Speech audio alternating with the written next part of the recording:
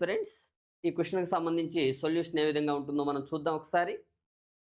Two bodies of masses 25 kg and 35 kg are dropped vertically from a certain height from the ground. Okay. The rate of change of their velocity is అంటున్నాడు. ఓకేనా. 2 bodies of 25 KG తెలుగులో చూడండి. భూమిపై కొంత ఎత్తు నుంచి 25 కేజీలు, 35 KG ద్రవ్యరాశి గల 2 వస్తువులను జార విడిచారంట. మంచిది. వాటి వేగాల్లో మార్పు రేటు అంటున్నాడు.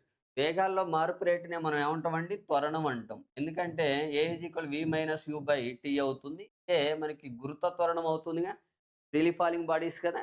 ఫ్రీలీ ఫాలింగ్ బాడీస్ కాబట్టి ద్రవ్యరాశుల మీద ఆధారపడవు. కాబట్టి వేగంలో మార్పు రేట్ అనేది స్థిరంగా ఉంటుంది. వాల్యూ ఎంత మనకి ఎర్త్‌కి సంబంధించి 10 మీటర్ పర్ సెకండ్ స్క్వేర్ ఉంటుంది. దీని ఫార్ములా కూడా ఎలా ఉంటుంది? G is equal GM by r square అవుతుంది.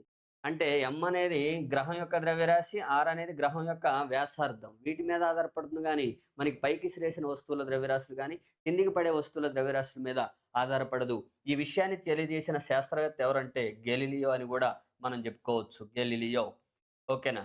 కాబట్టి ఇక్కడ rate of change of velocity వేగంలో మార్పు రేటు అనేది స్థిరంగా ఉంటుందని చెప్పుకోవచ్చు. లేదా సమానం అని చెప్పొచ్చు. ఓకేనా. 2 వస్తువులకు సమానం అని చెప్పొచ్చు. సేమ్ ఫర్ బోత్ బాడీస్ అని మనం మాట్లాడుకోవచ్చనమాట. ఇది దీనికి సంబంధించిన సొల్యూషన్. ఓకేనా. Thank you.